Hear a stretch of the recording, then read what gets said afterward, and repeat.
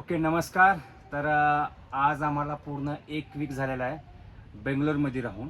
तर भरपूर काही आमचे अनुभव आहेत जे की आम्ही इंडिया टूरमध्ये अनुभवलेले आहेत आणि भरपूर जणांचे काही प्रश्न आहेत. तर एका एका प्रश्नाचं उत्तर आम्ही तुम्हाला देऊ. आणि आजचा सगळा व्लॉग हा गाडीच्या रिलेटेड आहे.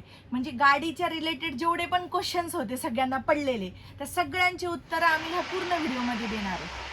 पहिला प्रश्न असा आहे खूप जणांना पडलेला की तुम्ही महाराष्ट्राचे आणि ही महाराष्ट्राची आमची फर्स्ट कॅम्पर व्हॅन आहे, पण नंबर प्लेट ही MP ची आहे, तर त्याची स्टोरी काय आहे?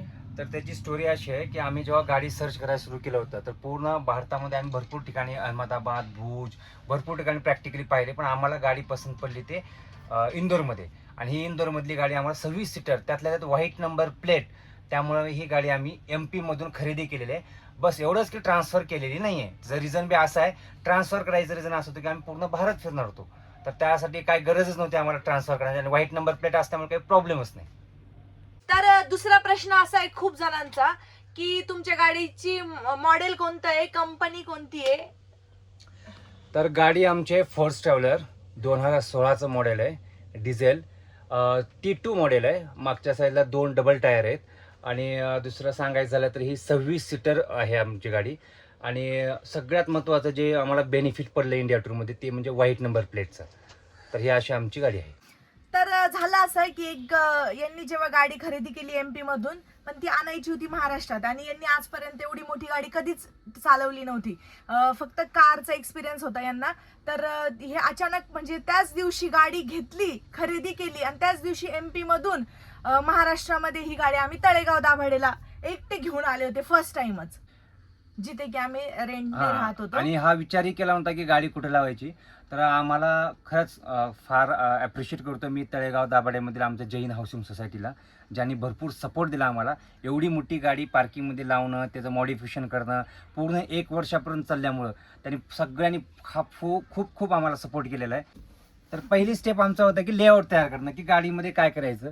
म्हणजे जसं की टॉयलेट बाथरूम मागे घ्यायचं का पुढे घ्यायचं, बेडरूम कधी बनवायचा, मध्ये सेंटरला भरपूर काय आम्ही फॉरेनचे पाहिले. 2-3 भांडणं व्हायची. फॉरेनचे आम्ही भरपूर कन्सेप्ट बघितले आणि त्या कन्सेप्ट आम्हाला इथे अप्लाय करताच येत नव्हत्या. कारण आमचा कन्सेप्ट होता की आम्हाला 1 वर्ष गाडीमध्ये राहायचंय. तर हिचं जास्त महत्व होतं की बा मला किचन असं हवंय तसं हवंय, मला पूर्ण फॅसिलिटी हव्या जर 1 वर्ष राहायचं असेल तर. आणि माझं म्हणणं की बा बेड असा पाहिजे तसा पाहिजे रेस्टसाठी वगैरे, ह्या गोष्टी मी विचार केला. पण आमच्या दोघांचं काही जमायचं नाही म्हणजे स्टार्टिंगला. आमचं कन्फ्युजन सगळ्यात जास्त याच्यात होत होतं की हे म्हणायचे बेड पुढे घेऊ, टॉयलेट मागे घेऊ, आणि मी म्हणायची की बेड मागे घेऊ, असं याच्यामध्ये आमचं भरपूर कन्फ्युजन होतं. मग आता शेवटी काय, आता लग्न झालंय, बायकोचं ऐकावंच लागतं. शेवटी बेड मागेच घेतला मी आणि मग आमचं लेआउट झाला. लेआउट झाल्यानंतर पण आम्हाला थांबणं नाही, कंटिन्यू 7-8 महिने आमचं कंटिन्यू असं होतं की काय करायचं हेच सुचायचं नाही. आणि प्रत्येक वेळेस व्हिडिओ बघितल्यानंतर समजायचं काहीतरी येतं काय काय काय युट्यूबला भरपूर सर्च करायचो आम्ही, आणि सगळ्यात जास्त व्हिडिओ यायचे ते फॉरेनचे. आणि त्याच्यात एक सगळ्यात मोठा ड्रॉबॅक हा होता की त्या ज्या गोष्टी इन्स्ट्रुमेंट वगैरे मशीन यूज करायचे, त्या मशीन आम्हाला इंडियामध्ये अवेलेबल नसायच्या. आणि इंडियाची जे कॅरॅव्हन मॉडिफिकेशन वगैरे होते ते हे सांगायचे नाहीत की कॅरॅव्हन कशी बनली, आत काय काय नाही. ते फक्त एक ओव्हरव्ह्यू द्यायचे. म्हणजे त्यांचे 2-3 महिन्यामध्ये बनलेल्या गाडीचं 30 मिनिटांमध्ये 40 मिनिटांमध्ये फक्त ओव्हरव्ह्यू देऊन बाजूला होऊन जायचे. आणि फॉरेनचे जे व्हिडिओ होते ते एकदम डिटेलमध्ये होते, प्रत्येक गोष्टीचं नाव होतं, पण ते जी कंपनीचे नाव होते ते इंडियामध्ये अवेलेबल नव्हते. तर गाडी तर आम्ही घरी बनवली, पण आमची पहिली स्टेप काय होती या मागे? पहिली स्टेप अशी होती की आम्हाला पहिल्यांदा ही गाडी बनवून घ्यायची होती. मग त्यासाठी आम्ही भरपूर काही एन्क्वायरी केल्या, जसं की केरळमध्ये केलंय, चेन्नई केलेलं आहे, महाराष्ट्रामध्ये मुंबई, पुणे, अहमदाबाद, नंतर दिल्ली, प्रत्येक ठिकाणी फोन करून त्यांच्याकडून कोटेशन घेतले. जेव्हा ते कोटेशन आले तेव्हा कोटेशन आपल्या बजेटच्या वरती गेले होते, जे की 20 लाख, 30 लाख, 40 लाख, 50 लाख, काही पण त्यांच्या पद्धतीने ते बजेट द्यायचे. मग आता बजेट आम्हाला माहित झालं की यार बाहेर गेल्यानंतर आम्हाला 25 आणि 30 लाख द्यायचं, आणि ते बजेट आमच्याकडे नव्हतं. तर आम्ही जेव्हा पण कोटेशन साठी जायचो, आम्ही आधी विचार केलाच नव्हता की स्वतः बनवायची आहे, त्यामुळे आम्ही इन्क्वायरी करायचो बाहेर. तर मिनिमम बजेट आम्हाला 30 लाख सांगितलं, जे की मिनिमम 30 आहे. 30च्या वर तर मग कोणी काही बोलायचं, 40 लाख, 35 लाख, 50 लाख, जसं तुमची रिक्वायरमेंट वाढेल. तुम्ही गेलात ना, जर स्टार्टिंगला ते तुम्हाला बोलतील की बाबा आम्ही 15 लाख 10 लाखात बनवून देऊ, पण ज्यावेळेस ते दाखवतील ना बेसिक मॉडेल काय राहतं, त्यावेळेस तुमचं समाधान होणार नाही. तुम्हाला वाटणार की नाही हे पण टाकायचं ते पण टाकायचं. मग जेव्हा तुमचं सगळं इन्स्टॉलेशन करणार तुम्ही, तेव्हा ते बजेट ऑटोमॅटिक 25-30 लाखाच्या वर गेले. तर अजून एक प्रश्न, आता तिसरा प्रश्न, की जेव्हा तुम्ही गाडी खरेदी केली तेव्हा गाडीमध्ये ऑलरेडी कस्टमाइज केलेली होती, मॉडिफाईड की तुम्ही बनवली. तर ही गाडी कस्टमाइज केलेली नव्हती.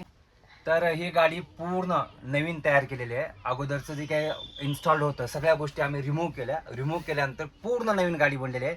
यासाठी मला टोटल 1 वर्षाचा कालावधी लागलेला आहे. आमच्याकडे गाडी मॉडीफाय जी केली ना तर त्याच्या स्टेप बाय स्टेप सगळ्या व्हिडिओ आम्ही काढून ठेवलेला आहे.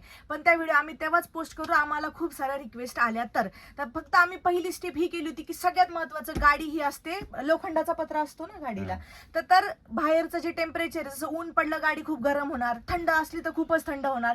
तर आम्हाला सगळ्यात इम्पॉर्टंट फर्स्ट स्टेप होती ती म्हणजे इन्सुलेशन. तर पहिली स्टेप आमची आतलं सगळं आम्ही गाडी आधी रिकामी केली, मध्ये काहीही ठेवलं नाही. जे काही त्यांचं अगोदरचं लोखंड, खुर्च्या, चेअर काय असेल ते सगळं रिमूव्ह केल्यानंतर पूर्ण कलर पेंट दिला मधून.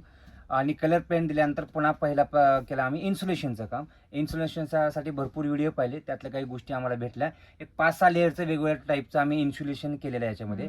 आणि नंतर आमची पहिली स्टेप झाली की फ्लोरिंग. पहिल्यांदा आम्ही आधी फ्लोरिंग कंप्लीट केली, इन्सुलेशन करून त्यावर फ्लोरिंग घेतली. आणि फ्लोरिंग घेतल्यानंतर पुढचे पुन्हा 2-3 महिने आमचे फक्त यामध्ये गेले की आता प्लॅनिंग करायची काय, म्हणजे फर्निचर कसं बनवायचं, इंटेरियर तर बनवायचंय पण त्याच्यासाठी मटेरियल कोणतं वापरायचं, म्हणजे पूर्ण लाकडाचीच बनवायची का पूर्ण लोखंडाचं लेआउट करायचं, याच्यात आमचं कन्फ्युजन होत होतं. तर भरपूर काही रिसर्च केल्यानंतर आणि याच्यामध्ये काय कन्फ्युजन काय, सगळ्यात महत्वाचं कन्फ्युजन होतं वजन. फर्निचर यूज केलं तर वजन वाढतं, लोखंडी लेआउट केला तर वजन वाढतं. शेवटी आम्ही फायनल निर्णय घेतला की लेआउट केला आम्ही लोखंडाचा. आणि वरती जे काही तुम्ही पाहताय सगळं हे ते पूर्ण काय आहे आमचं ACP शीट. तर हे ACP शीटचा यूज करून आम्ही पहिल्यांदा ते असं म्हणू शकतात की भारतामध्ये पहिलीच गाडी आहे जी की ACP शीटचा यूज करून पूर्ण गाडी तयार केलेली आहे, ज्याच्यामध्ये लोखंड आणि म्हणजे लोखंडाचं लेआउट आहे आणि वरतून ACP शीटचं हे इंटिरियर आहे, जे आपण डेकोरेशन म्हणू शकतो. आता प्लंबिंगचं तर प्लंबिंग सेक्शन साठी काय झालं की आम्ही व्हिडिओ वगैरे पाहिले, म्हणजे प्रत्येक ठिकाणी थेरीज पाहिलेलं की वरती टाकी ठेवणे, खाली टाकी ठेवणे, असं काही नव्हतं. मग फक्त सगळं झालं काय, आमच्या गाडीमध्ये ऑलरेडी गाडीच्या खाली एक टाकी होती पाण्याची. त्यामुळे आम्हाला तो प्रश्नच पडला नाही की टाकी वरती घ्यायची का खाली घ्यायची. आता प्रश्न हा होता की आतल्या टाकीतलं पाणी वरती आणायचं कसं.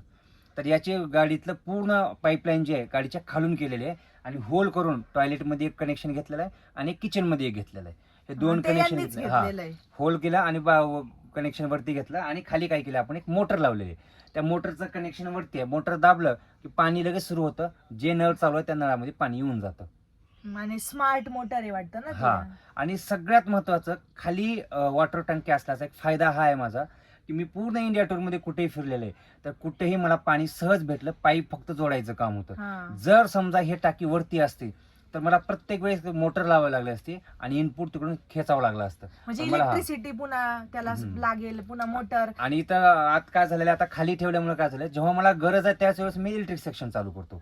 आणि जे पेट्रोल पंप आहेत, हॉटेलवाले आहेत, त्यांच्याकडून जेव्हा आपण इलेक्ट्रिसिटी आपलं वॉटर घेतो तर त्यांनाही डाऊट येत नाही की बाबा मोटर लावून खेचतायत पाणी, किती लिटर घेत आहेत काय नाही, ते आयडिया नाही. तर हे आमचं नॉर्मल असल्यामुळे जातं, कोणी पण हेल्प करतं लगेच. तर इलेक्ट्रिक सेक्शनसाठी जर आपण पाहिलं तर मी गाडीमध्ये इकोफ्लो डेल्टा 2 यूज केलेला आहे, जे एकदम जबरदस्त आहे आणि ज्याचे रिव्ह्यू भरपूर काही मी पाहिले. मला जे हवं होतं ते इंडियामध्ये भेटलं नाही. त्याचं जे जुनं मॉडेल होतं डेल्टा 2, ॲक्च्युली मला डेल्टा 3 भरपूर प्रो वगैरे होते पण ते भेटले नाहीत. 1000 वॅट आहे याचं. पुन्हा नंतर हे घेतल्यानंतर याला लागणारं सोलार मला दुसऱ्या कंपनीकडून घ्यावं लागलं. वॉरियर कंपनीचं मी सोलार घेतलं 500 वॅटचं, जे की वरती इन्स्टॉल केलं आणि दोघांचं कनेक्शन केलं, जे की कस्टमर केअरला फोन लावून माहितीच नाही ना सोलार काय राहतं आणि यांचं कनेक्शन कसं करायचं राहतं काही नाही. तर ते त्यांच्याकडून जेव्हा शुअरिटी झाली की बाबा तुम्ही करू शकतात तर त्यावेळेस मी ते घेऊन मग दोघांचं कनेक्शन केलं आहे. आणि तिसरी गोष्ट राहिली याच्यामध्ये इलेक्ट्रिक सेक्शन एकदम सोपं केलेलं आहे. मी काही जास्त डोकं वगैरे लावण्याचं काम केलेलं नाही. सिम्पल 2-3 बोर्ड घेतले. 3 बोर्डचं वायर एक 25 फुटाचं वायर होतं. ते वायर पूर्ण आपल्या घरच्या जे पट्ट्या राहतात ते मी हाईड करून मधून पलीकडल्या साईडला घेतलं. एका ठिकाणी कनेक्शन घेतलंय जे की माझ्या फ्रीज सेक्शनच्या वर येतं. आणि ते सगळं लावलं इकोफ्लोला फक्त कनेक्ट केलं आणि इकोफ्लोला सोलारला कनेक्ट केलं. गाडीच्या बॅटरीचा आणि इथलं आतली पूर्ण इलेक्ट्रिक सेक्शन याचा काही संबंध नाहीये. दोन्हीला मी वेगवेगळे सेक्शन दिलेलं आहे बस. आणि जे इकोफ्लो आहे ते इन्व्हर्टर एक प्रकारचं आणि त्याला भरपूर ते काय प्लग म्हणतो आपण 3-4 प्लग आहे त्याच्यामध्ये AC DC सगळं आहे. आणि हे इकोफ्लो आम्हाला कोणी नॉलेज नाही दिलं, हे आम्ही कंटिन्यू व्हिडिओ बघून वेगवेगळं रिसर्च करून यांना माहित झालं की असं काही सिस्टम असते म्हणून.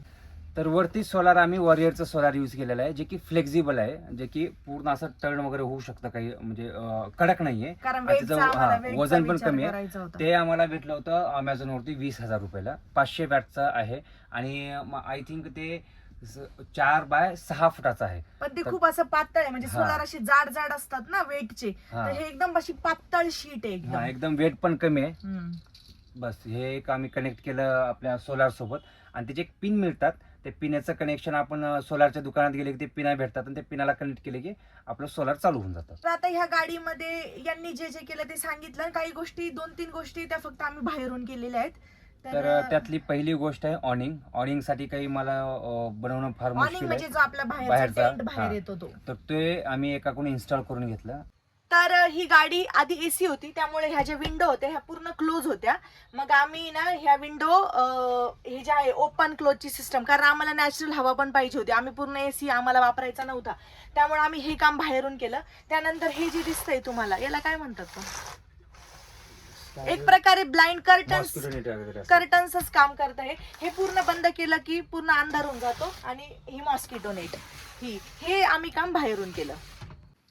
तर आमचं पूर्ण बजेट म्हणजे गाडी परचेस करणं, त्यात मॉडिफाय करणं, हे पूर्ण टोटल आपल्याला कितीला पडलं? हा सगळ्यात इम्पॉर्टंट क्वेश्चन आहे सगळ्या लोकांचा. नाही, हा म्हणजे जसं इंडिया टूर सुरू केली ना, प्रत्येक जण हाच प्रश्न करतं की यार गाडी बनली कितीला, किती खर्च किती लागला सगळं.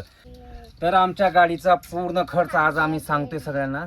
तर आम्हाला गाडी बनण्यासाठी लागलेला आहे 15 लाख रुपये, आणि 15 लाख रुपये आम्हाला गाडी खरेदी करण्यासाठी. तर टोटल आमचा खर्च झालेला आहे 30 लाख रुपये.